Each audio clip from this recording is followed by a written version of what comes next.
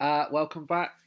Last night was obviously a bit more personal, talking about our mental health, but we're back on tournament track now. I'm with someone who couldn't be there last night because he was too busy driving vans and shit. We'll get into that in a minute.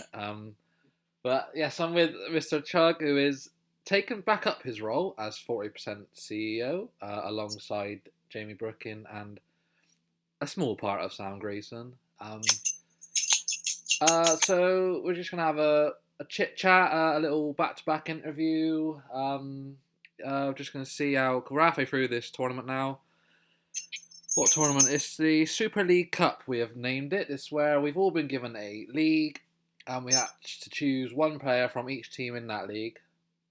Obviously, and we had to make at least a 23-man squad. So there's less than 23 in the team in the league. We get to have two from some of the teams, but there has to be at least one from every team.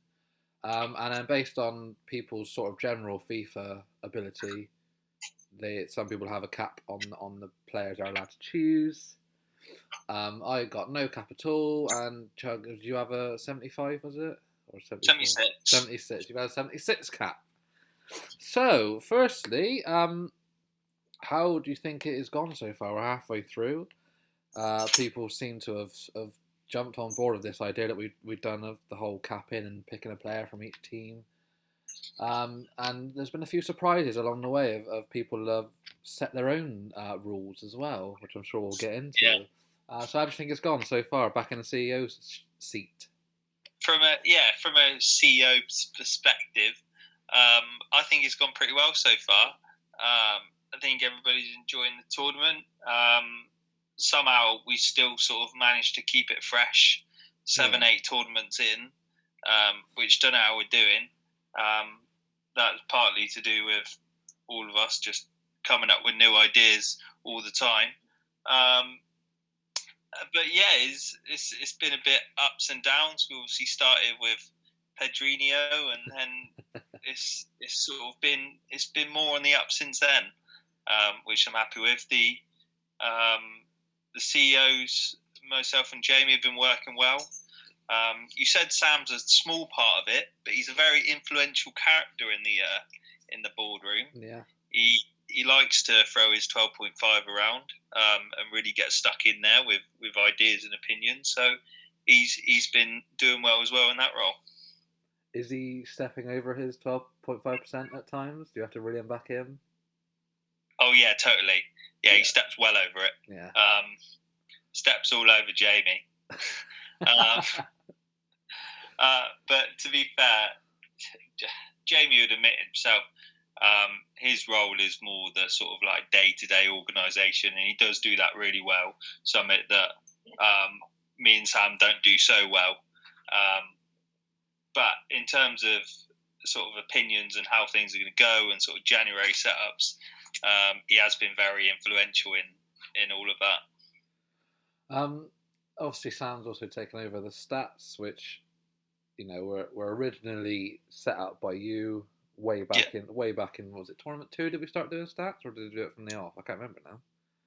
I think we did it from the off. Yeah, so you sort of put the foundations down, and Sam has taken that over, and we've added a lot of extra stats into this tournament as well. A lot. I think the stats have helped keep it fresh because we said on the chat we find ourselves actually looking at the end of the game. Yeah. Like I'm there looking at Urzo. It's like, oh, he's had 15 out of 16 dribbles and 17 out of 20 passes. That's actually quite a good performance. And it does make it interesting. It makes you take ownership of your team and what they're doing. Yeah. How has it affected you in your style of play? Have you tried to bump stats up purposely, or just played your natural game and hope the stats look after themselves?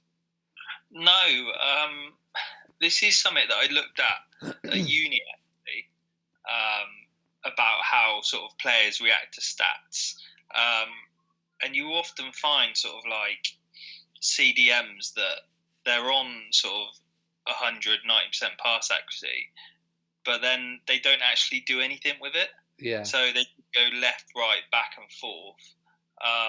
So it is important not to take it too seriously, because you've got to look at what they actually do with the ball. I don't tend to look into the passing stats too much, because I'm a very direct player. Yeah. I don't really care if I lose the ball trying to go forward, but the most important thing is going forward. Yeah. So yeah, I do think it will affect other people though. They do like their sort of 100% passing stats and everything, and they may want to keep it that way. Yeah. So it has been interesting. Yeah, I think it has. I've got the table here. You are sitting in second, so you're coming off the back of your first final. Yeah.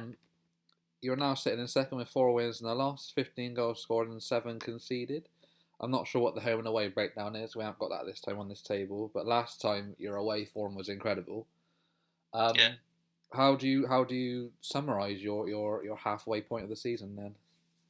Yeah, well, I've been feeling good. I've not been classed, not blown anybody away. I think my biggest result was against Alanyaspor, but I've sort of ground out results, and I've been a bit disappointed the whole way through it, to be honest, because there's been a lot of words from other managers of sort of, oh, Ryan's going to run away with it.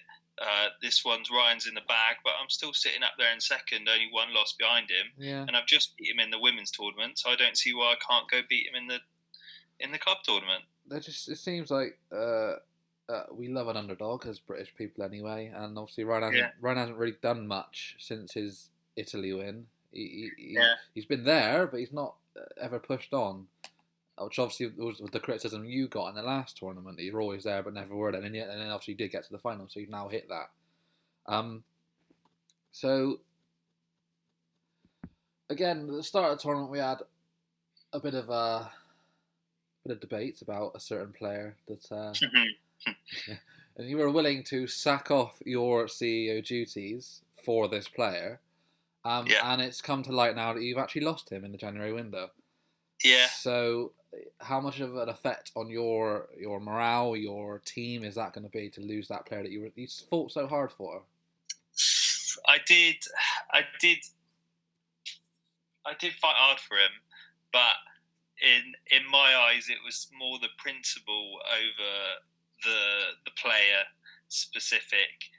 That could have been a 72 rated player that I didn't really give a shit. A 62 rated player that I didn't really give a shit about, rather than a 72 rated player, which actually has been a good player. Yeah. I was very excited about him because he's got a banger in him, and I like that in a player. I always like a player that can score a banger to sort of give me that option.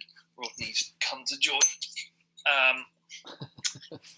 So yeah, I am gutted to lose him. I am, but I stick by how I acted in January because I got what I wanted. You did in the end. Yeah. So obviously you mentioned Pedrino has been pretty good so far. Any other sort of people that you weren't expecting in your team that you just sort of picked because you like the look of them, but they've actually performed really quite well? So it's sort of hidden gems, I suppose I'm getting at.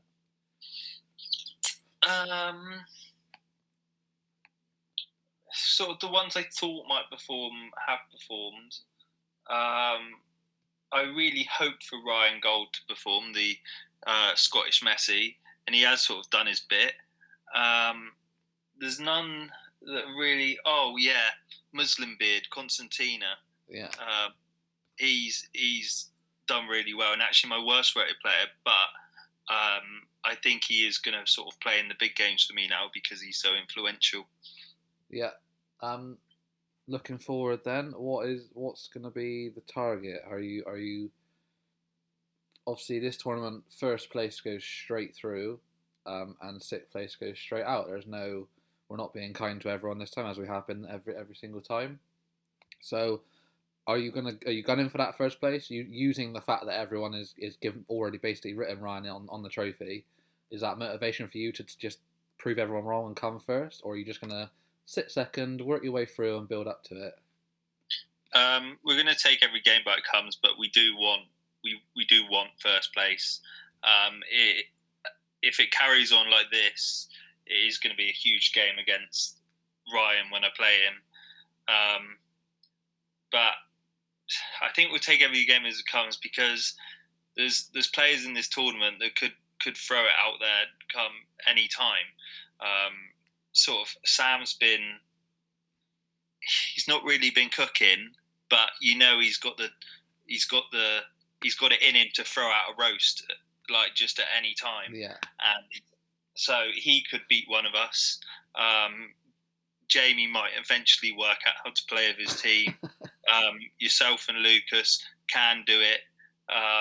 So I think we just have to take the game at a time, really, because we're only halfway through and it all could go upside down. Definitely, I like that. Keep it in perspective is very, very good. So final from me then, really, from my side of the interview, we started our sort of, parallel tournament that we've got going on with the women's in the internationals, and there's no sort of playoffs. It's just a group. It's just a bit of fun to get the women involved, and because we've wanted to use the women for quite a while now, because it is genuinely quite interesting. We've all played two, have we? I think roughly. I think Ryan's only played the one. Yeah. Jamie might have played the one. The rest played two. Did you get 2 wins? Yeah. Yeah. How's that gone, and how are you enjoying the women? Different perspective. Yeah, really enjoying it, actually. The Norway lasses are decent as it happens. Yeah. And we are taking that tournament seriously. We want to go win it. There's been a lot of talk about how I perform in knockout tournament. So we're going to take this opportunity to know knockout tournament to try and get us a tournament win. Any women's standing out for you so far? Carol Graham Hansen is my big girl. Yeah. She's 5'10", which doesn't sound massive, but it is big in the women's game. She's pacey. She can finish. Yeah, she's my girl. But then I do have a centre back which can also play CDM, and she's got an absolute rocket in her. So watch out for that one. We definitely will. That's all from me. Thank you very much. I'll hand over to you. From my side, I'm nervous now. I sort of half thought about these questions, but then I think everything's gone out of my head. Right, so we'll start with the sort of like the club tournament. Yeah. You've been sitting bottom. You haven't got a win yet. No. What needs to change in your perspective to get you that win? It's quite clear from the stats side of things that shooting, I don't shoot enough. I don't create enough chances. Obviously, as my cologne would say, if you don't score, you can't win. So, I mean, yeah, it's definitely need to score more, because I think there's been a couple of close games, and I can defend quite well. And the longer it goes on, I don't know if I lose concentration or what. That's when I lose it in that last 20 minutes. So if I'm only 1-0 or it's 0-0 or something like that, I'll probably end up losing that last 20 minutes. Whereas if I go for it from the off, try and get two or 3 goal lead, then I can sort of not have to worry so much about losing it in that last 20. I can concede a couple of goals and still win the game. I think it happened against Lucas in a couple of tournaments ago. I think I was 4-1 up, and he got it back to 4-3, and I eventually won it 5-3. But because I already had that huge lead, I was able to then win. So I need to definitely shoot more and get some goals on the score sheet. I'd say it's all well and good saying shoot more, but at the end of the day, you don't want to be shooting from 30 yards just to get the shots in. No, that's true. Yeah, it's got to be smart how with you it. create the chances. I need to use that LBX sort of trick, the old pass and run, because it seems to create space. Well, and I played a friendly against Lucas yesterday before we played clubs. I did win 1-0, and the goal I scored was quite good. It came from that sort of quick pass in, LBX, pass and run, created the space, Vishka got in, he gave it to Podolski, and then Podolski scored. So I definitely need to use that more. I've tried a different formation, which I think you sort of alluded to, as I've kept Vishka up top as like a false nine, so he can drop back and use his pace and use his ball playing ability. Yeah. And then Falcao or Podolski can just play a bit further up, because they're the ones that are going to score the goals. Yeah. And then it means I can have Vizca and a right winger, so I've got two sort of pacey players on the pitch that can just interchange with each other. Yeah, I like that. So I think in previous tournaments you've been a bit of a crosser. Yeah. Are you still sticking to that? See, it's a weird one because before, this tournament and the previous tournaments, everyone's saying that crossing is really OP, and Sam sort of did prove it in the last tournament with Antonio.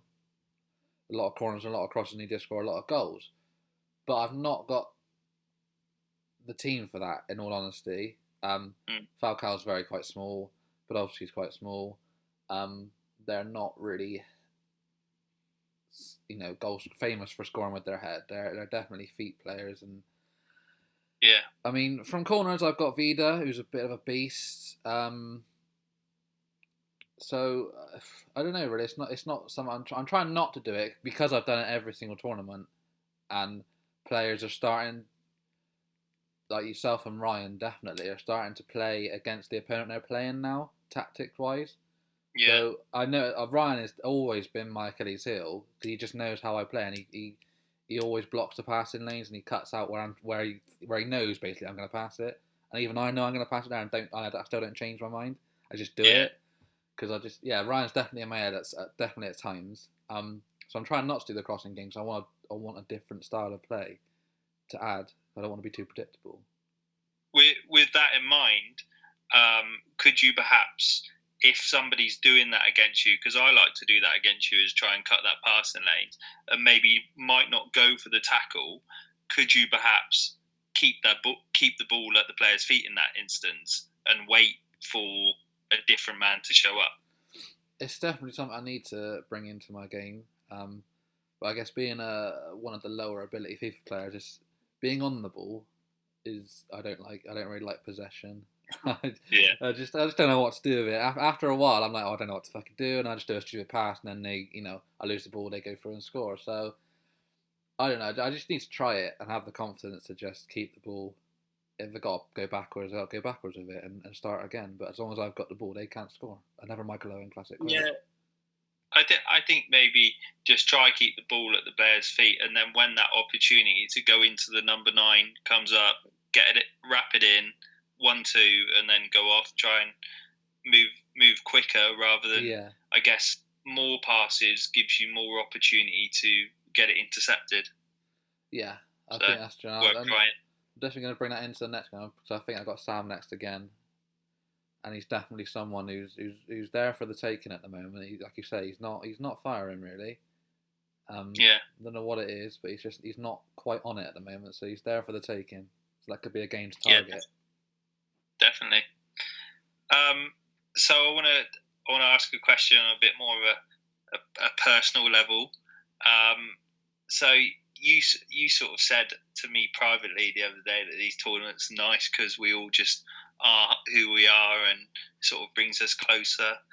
How would you say that these tournaments have affected our friendship group since the start of them? Do you feel like we're closer at all since? I definitely think we are closer. It just seems, and especially because we got fantasy alongside of it as well, and a lot of I've joked about it before. A lot of our conversations are just purely football based. For these podcast ideas, between me, you, and Sam, we come up with some good ideas to talk about. But if I ever throw it out to the whole group, all Jamie and Lucas can come up with is a football related topic to talk about on a podcast. So that's not a bad thing necessarily because it's just a common interest. It's a common interest for this country. It's the biggest sport in the world, so it's bound to be something we can all talk about. So I definitely think it's brought us closer. It seems like we take more risks with jokes as well. Obviously, with your whole Pedrinho thing, there was a point where people were getting a bit like, "Hang on, is he actually serious here?" I had a few texts from Sammy. I think he was a bit worried about me. And it was quite funny. And then so I definitely think it has brought us closer, especially in the circumstances, because even before the pandemic, we'd only see each other, actually physically meet up with each other maybe once or twice a year. So this has almost been, we've almost met up with each other like 8 times in the last year. Not properly met up, but these tournaments are like a meet up. So that's eight times in a year, which is a lot for any friendship group, really, to be honest. So yeah. Well, it is nice because like the tournaments and football are sort of a bringing together, and it's nice because I speak to you boys every single day now, and I look forward to when somebody puts a message in the chat and everything, and it is lovely to bring us all together. But I think from all this, we've managed to develop a good how do I put it? We've managed to incorporate all the other like good friendship things other than football in. Yeah. But football is the thing that's brought us all together in this definitely. this chat. We're learning a lot more about each other, I think. Like last night was pretty cool. I know you missed it, but we did obviously a podcast on mental health and struggling through lockdown, and it was really nice to hear people just be real, because a lot of our conversations are just piss taking out of each other, which is generally what lad chats do. But so it's nice to forget all that and think, actually, no, what's going on here? Right, how we all doing? And we do check in on each other, to be honest. Like, I know I've messaged a few people privately just to say, you're all right, how are you going?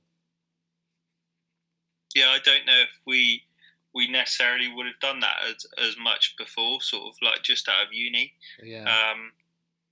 We didn't used to talk about an awful lot of uni, but now I'd say we are all really close. Yeah, I think we are. Even sort of Ryan, who's been adopted into the group. Yeah, definitely. And just roll on 21st of June, hopefully. Yeah. Need to get a few beers down the neck. Yeah, definitely. Send Sam home early in a taxi. Oh, it's terrible. He'll never live that down, ever. No. Right. With that being said, back onto the football. Women's. Yeah.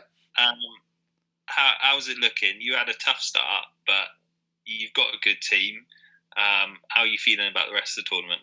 Yeah, I think I'm letting the women down at the moment. England are sort of the second best team ish in FIFA, and they deserve more than what I've given them at the moment. Again, I've only scored 1 goal. I've played 2 games. I've only scored 1 goal. I've lost 4-0 and then 2-1. Lost against Scotland, which is just never a good thing. You don't lose to Scotland. That's unheard of, really.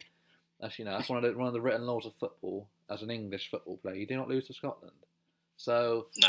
But I've done that. So yeah, need to review how I play. Need to get Lucy Bronze in the game more. Definitely. Started off with her in her actual position, which is right back. Very naive of me to keep. Oh, it says right back. Therefore, she must play right back. So I need to get her in the game more. Maybe use her as I'm using Vishka as that second striker, false 9. Cool. Really? Okay. Possibly. I don't know. I need to look at her stats more. She's 92 rated, but I don't actually know what makes her 92 rated. So I need to look more into her FIFA stats and what she's actually got. Because if she's got the crossing, I think I've got good strikers. I can go back to the crossing, maybe. I think I was looking at it the other day, and I think I'll play her just centre mid. Yeah. Just centre mid, just because she can do it. She can do everything. Yeah. So it'll be a nice sort of versatile player in there. Yeah, I might go back to the 4-4-2. Yeah, just go traditional English with it. Classic English with the English women's 4-4-2. Jam the ball forward, jam it all wide, get crosses in. I've got a bird called England, so she's up top. So I've got England playing for England. So yeah, it's great. What can go wrong? Nothing. And finally, from me, it's your birthday weekend. It is. Tomorrow is my birthday. What are you doing? Tonight, going around my parents for a little knees up. Play some games probably, I'm sure. And then tomorrow it'll be seeing her parents and then my granddad, and then me and her are gonna make a nice meal and some cocktails in the evening. Lovely. Yeah. what is this about the old birthday weekend thing? Why is this becoming more of a thing? Why can't you just have a day? No, I don't normally have a full weekend. It's just because my dad asked me to come round today rather than tomorrow, because obviously I'm off all week, but obviously they both work on Monday, so it makes sense to do the Saturday as the sort of piss up, so they ain't got to worry about the next day. And Do you ever miss living with your parents? No. No. I love them, but I hate to say it, but because I moved out in with her parents first before we got our own place. Yeah. And I even enjoyed that more than my own parents. I don't know, something about it being your own parents. As much as you love them, it's just like, it's your own parents. It's nice to go back, isn't it, and sort of enjoy it at your own leisure, as bad as that sounds. Yeah. Sort of, yeah. It's like London for me. I never want to live there, but it's nice to go on a little trip. Yeah, definitely. I don't have a day out there, but I couldn't live there. It's too much. Took a turn from football then. Talking of London, Arsenal, Tottenham, Chelsea, Fulham. Yeah.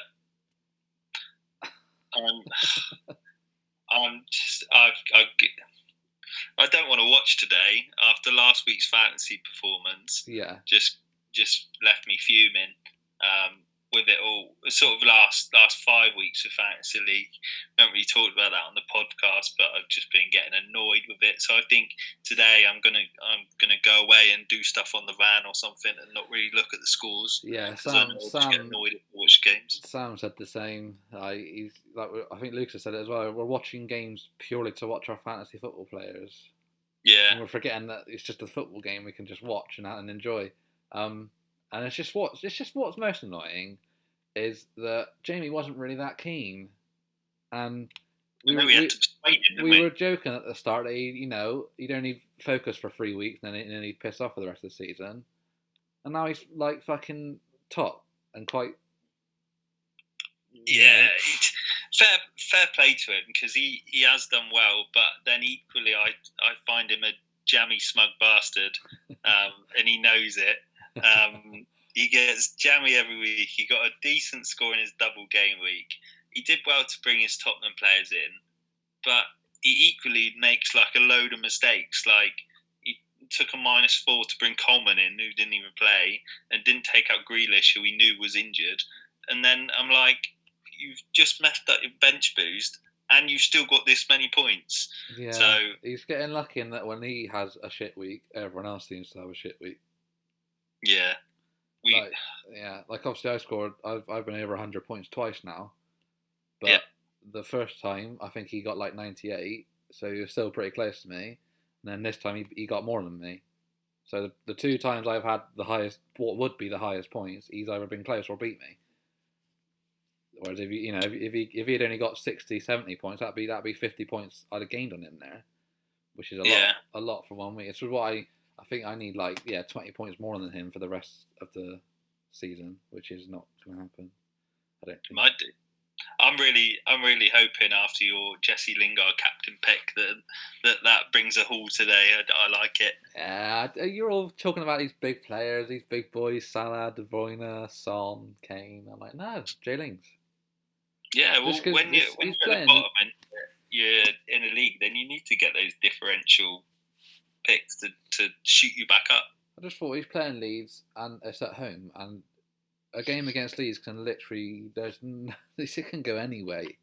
Against Leeds at the moment, he it's one of those where he'll either do fuck all and Leeds will win 3-0, or he'll do bits and West Ham will win 3-0. So yeah, I think it could be a 3-3. As long as he gets an assist or a goal or both. Yeah, he's done well so far, so I like the pick. Yeah. Right, that was a good fun chat. I liked it. That was nice, yeah. I hope the other boys have got their heads around doing this. I mentioned it last night, and Sam was like, "I'm with Ryan, so what do you think?" So, and then I don't think Jamie quite understood what was going on. So, because he was like, "Oh, I just had an interview into the chat." Lucas will reply. I said, "No, it's a live interview, Jamie. You got to film it." Yeah. So we'll see how that goes. But maybe if we've done it now, they'll understand what I mean. So Yeah, well, they might not make it to this bit. How far are we in? well, I think we're like, I don't know. I think we're like half hour. Okay, if you make it this far, Uh, actually, yeah, maybe they'll just skip to the end to see if we say anything like this. Oh dear. Should we do a test of it if they come this far then? Yeah. Alright, if you make it this far, me and Sarah are pregnant. I look forward to your comments in the group chat. Is that legit? No. Oh my gosh.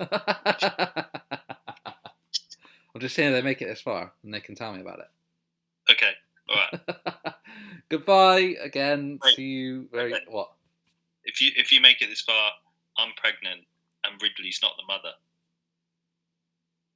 Shit. Goodbye. Goodbye.